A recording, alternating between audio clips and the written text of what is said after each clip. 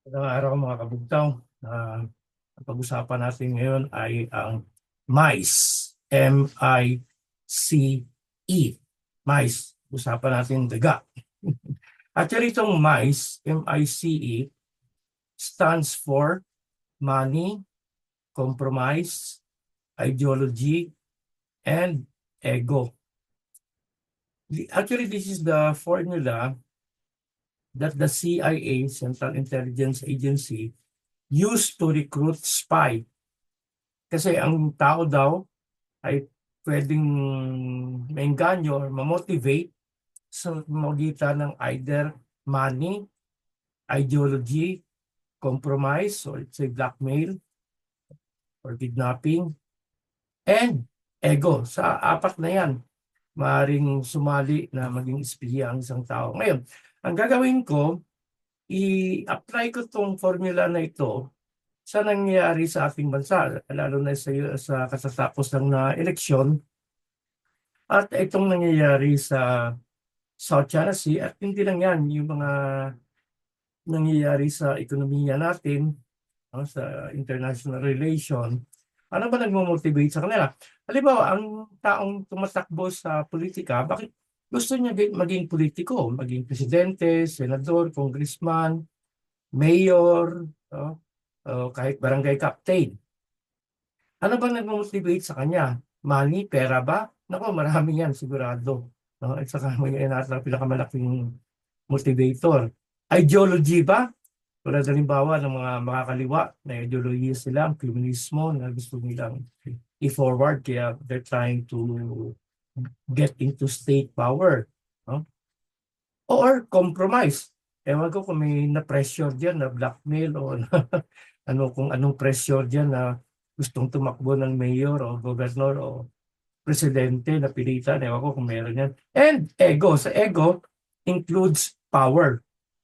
Hmm? Kapangyarihan or ego. Mayor ako, gobernador ako. In fact, may mga pag-aaral na karamihan daw, majority sa mga political o sa mga tumatakbo sa position, may psychological problem, may personality problem. Kaya gustong ma-recognize, makilala, gustong mag-ego trip. No? Most of them suffer from KSP or kulang sa pansin. Baka hindi minahal ng magulang doon or hindi eh, hindi pinapansin ng bata pa sa paralan. Kaya ngayon, gusto nang mag-politiko. No?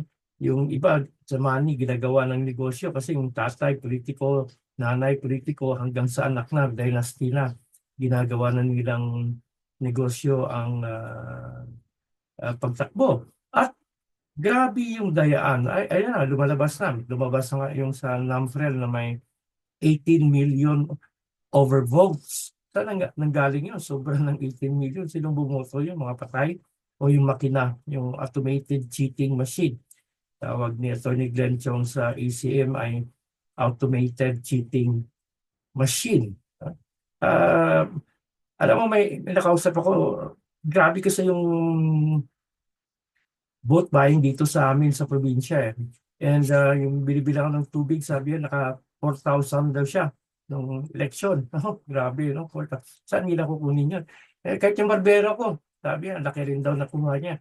Tapos sinabi ko sa kanila, ano, di ba babawiin nila yan pag nakaupo na sila?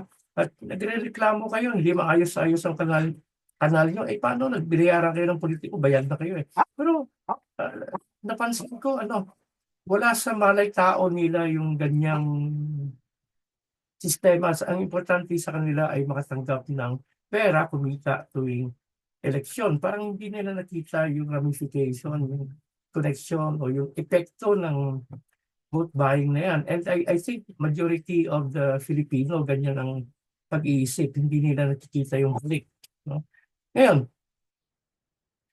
money, ideology, compromise, ego, no?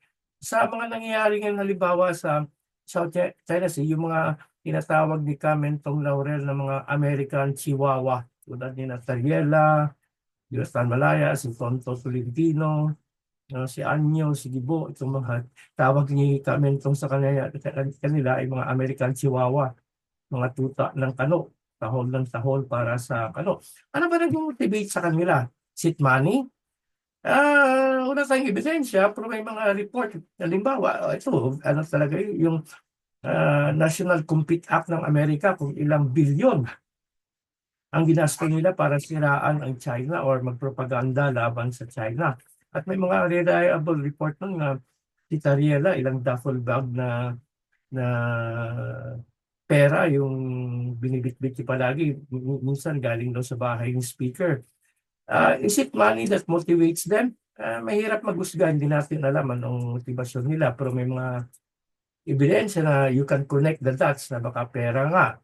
No? Kasi malaki nga talaga binibigyan ng, pero grabe yung pondo, tulad ng Rappler, yung Vera Files, no? Galing sa National Endowment for Democracy, which is a CIA fraud. Is it ideology? No? Talagang naniniwala ba sila? Masama ba yung ideology? Depende siguro sa ideolohiya. Tulad ng, halimbawa, yung matakbong mga kaliwa, yung ideolohiya nila, komunismo. Pero pagpalagay natin na yung ideolohiya ay sosyalismo, iba yung komunismo sa sosyalismo. Um, Sosyalismo, kasi komunismo, absolute state control. Kapitalismo, absolute, minimal, almost no state control or minimal, then free market. Sa sosyalismo, in between. May state control, may free enterprise. May state property, may private property. Nasa gitna, or the better term for that is social democracy. Mas pantay-pantay na lipunan. Hindi absolute equality as the communist dream, kasi imposible yan. It failed. I'll give everybody 1 million this morning. Pagdating ng hapon, may inequality na naman kasi yung iba mag-shopping, yung iba mag-i-invest, yung iba itatago yung pera. No? Pero kasi Professor Jeffrey Sachs, no, he praised social democracy as an ethos in Europe nung nagsalita sa European Parliament. No? Pinuri niya yung social democracy kasi not as a political party, but as an ethos, meaning as a way of life. The treatment of labor, the power of capital, no, the benefits for the people, etc., etc., the ethos of social democracy.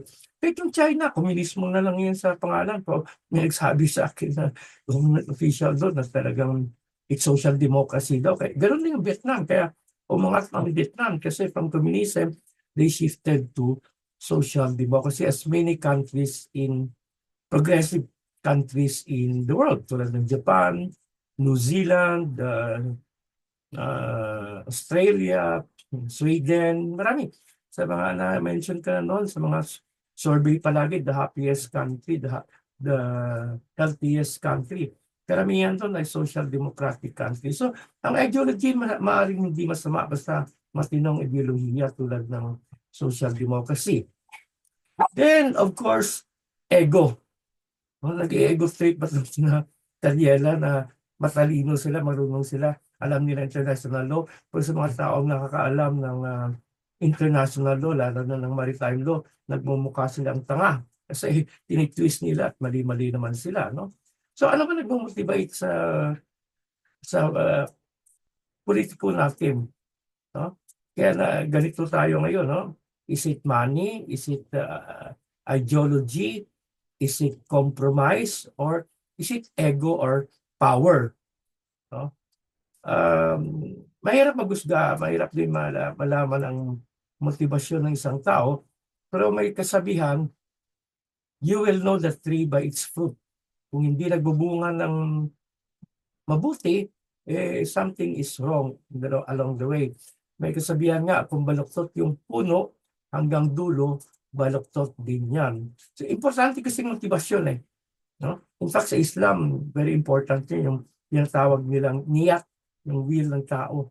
Kasi kung matino yung will mo daw, i-bless yan ni Allah at magbubunga ng kabutihan. So, hindi natin mabasa ang utak ng tao, mahirap maghusga. Kaya lang, kung i-apply sa atin to, kung halimbawa tatakbo tayo sa politiko or we are into social action, social advocacy, siguro mabuting suriin natin ano ba ang motibasyon natin. Is it money?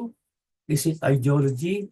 Is it compromise? Napipilitan ba tayo? Or is it ego? Ang money at ego, yun ang the worst. Kasi hindi talaga magbubunga ng matino yan, ng kabutihan yan. So, mas mabuting suriin natin yung mga intensyon, mga motibasyon natin.